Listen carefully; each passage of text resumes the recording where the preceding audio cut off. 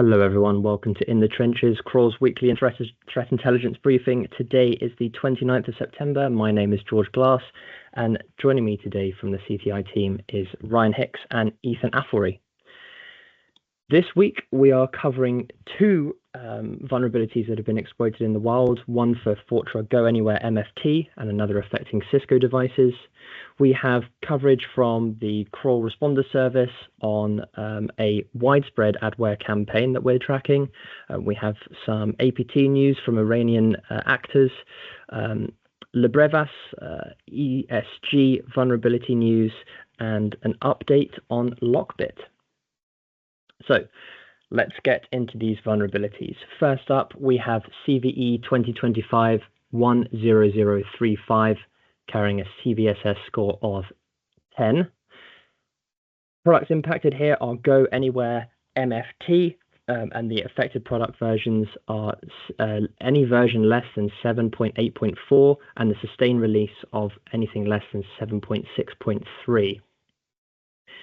Just a note here, the first bullet is a verbatim quote from the Fortra advisory, which states a deserialization vulnerability in the license servlet of Fortra's GoAnywhere MFT allows an actor with a validly forged license response signature to deserialize an arbitrary actor-controlled object, possibly leading to command injection.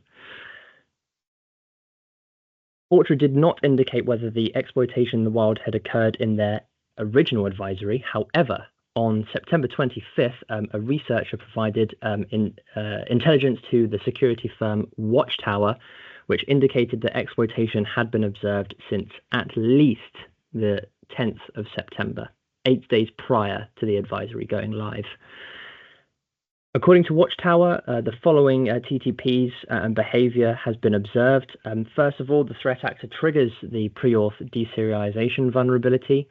With that, they create a GoAnywhere user, a backdoor admin account named admin-go. Using the admin go account, they create a web user, which then means that they have legitimate access to the solution itself. And then via that web user, the threat actor uploads and executes multiple secondary payloads, the details of which are not confirmed right now, but we highly advise reading the Watchtower article, which does contain IOCs. Links to that are available in the weekly briefing. Of course, patching of GoAnywhere instances should be conducted as soon as possible. And if you believe you have been impacted, you should contact Kroll to perform a compromise assessment on that device. Next up, we have vulnerabilities affecting Cisco. The headline one is CVE 2025-20333. This carries a CVSS score of 9.9. This has also been exploited in the wild and affects Cisco Secure Firewall ASA, Threat Defense, Cisco iOS, iOS XE, and iOS XR.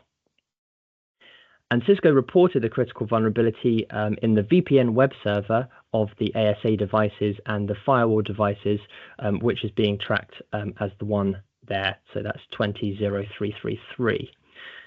The vulnerability could allow an unauthenticated remote attacker or an authenticated remote attacker with low user privileges to execute arbitrary code on the affected device. The list of affected devices is available in our reporting. You'll need to use the Cisco tool to get that list for yourself. Our understanding is there are quite a few affected devices, and our scans of the internet indicate that there are many thousands of those attached to the internet. Cisco noted that the vulnerability had been exploited in the wild following investigations that began in May of 2025. So over 6 months of active exploitation, it would appear. And Cisco attributed the activity to a threat actor it has tracked in a previous Arcane Door campaign that also targeted Cisco ASA devices. Cisco states that the analysis has shown that following exploitation, the actor was observed implanting malware, executing commands, and potentially exfiltrating data from the compromised devices. The actors also employed defense evasion techniques such as disabling logging, intercepting CLI commands, and crashing devices to prevent diagnostic analysis. In regards to persistence, the actor was observed modifying the ROM monitor, or ROMmon, to allow for persistence across reboots and software updates. Also on September 25th, the UK National Cybersecurity Centre released a malware report on several malware families that were noted to have been used during the campaign. And again, links to that are available in our reporting. It's also worth noting that several other vulnerabilities were leveraged in this campaign, described by Cisco, including CVE 2025-20363 with a CVSS score of 9, and 2025-20362 with a CVSS score of 6.5. They affect the same products. The fixed update versions for these are different, and therefore, again, use the software checker tool to see if your devices are impacted by those vulnerabilities that were fixed at the same time. Cisco also provides a detection guide. Again, links are available in our reporting to help identify malicious activity surrounding the campaign. Our recommendations are, of course, to use that checker tool to see if you're vulnerable and update as soon as possible. Ensure the latest patches are applied and using the output from the checker to determine the version to understand which version you need to update to. There are some workarounds.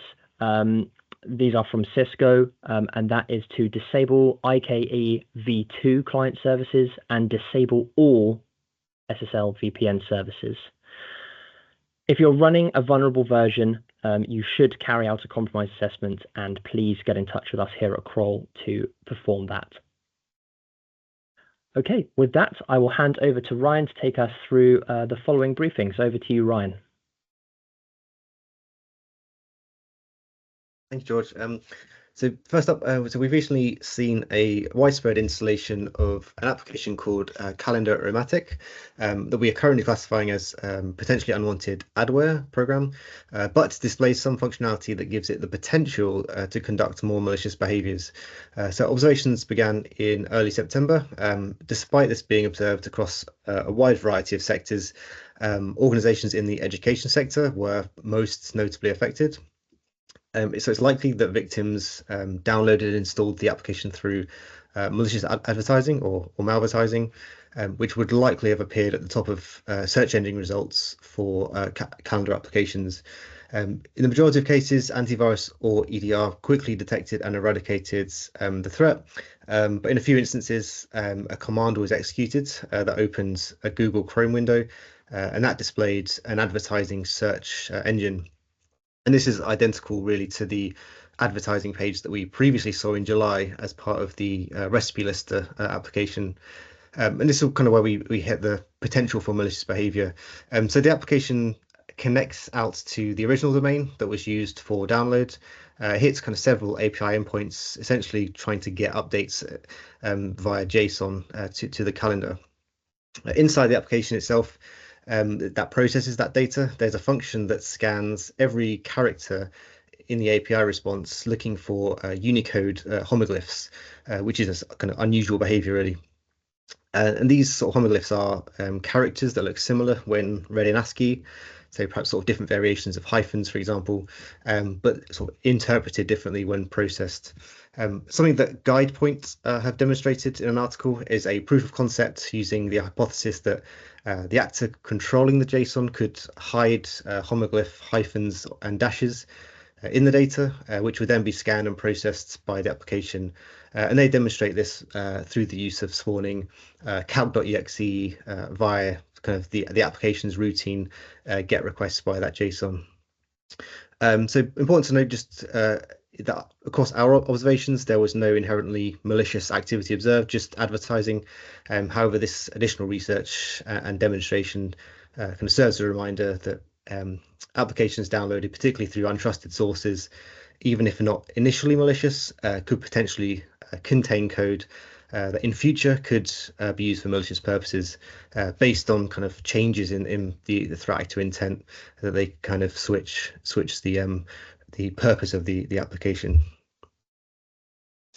Next up is so since early 2025, researchers at Checkpoint have been monitoring renewed activity from the Iranian linked threat group UNC 1549, we track internally as KTA 514.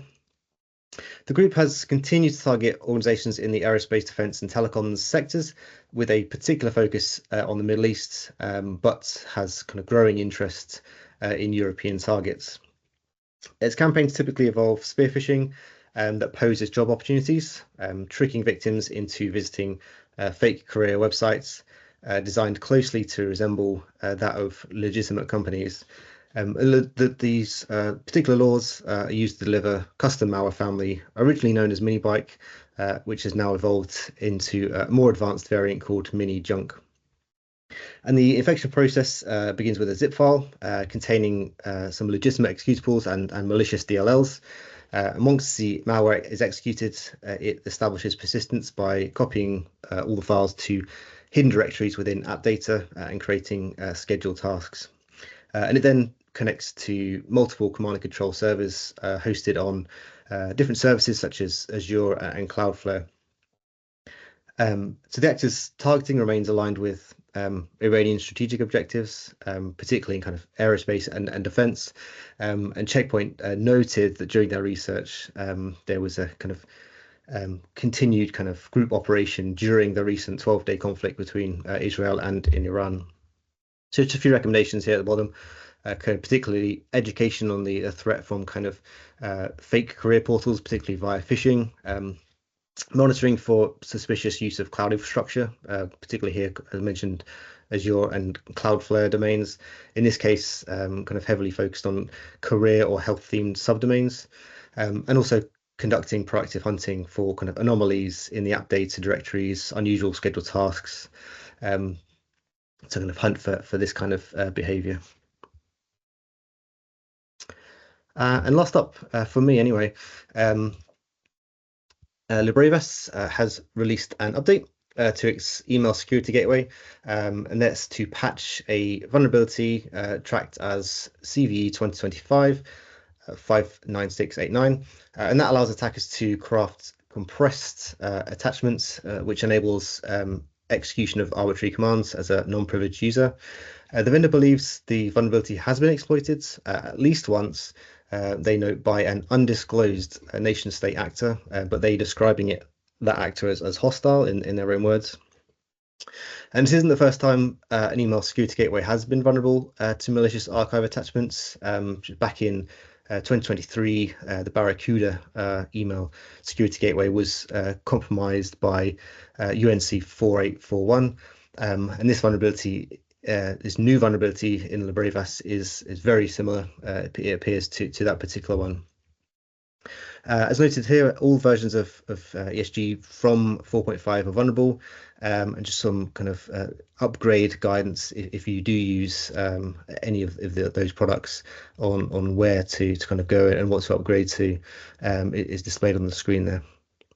We certainly recommend patching, of course, due to the exploitation in particular. So for me, I'll hand back to you, George. Thank you very much, Ryan. And now over to Ethan for some LOCKBIT news. Over to you, sir. Thanks, George. The LOCKBIT ransomware group, or KTA 273, has resurfaced with a new dangerous variant, LOCKBIT 5.0, just months after Operation Kronos attempted to dismantle their infrastructure. Released on the group's 6th anniversary, it highlights their resilience and a major escalation in capabilities. The most significant feature is its cross-platform strategy with dedicated variants for Windows, Linux, and VMware ESXi. This enables simultaneous attacks across entire enterprise networks. The ESXi variant is especially concerning as it can encrypt entire virtualized environments with a single payload, potentially taking dozens or hundreds of virtual machines offline. Technically, LOCKBIT 5.0 is more invasive than its predecessors.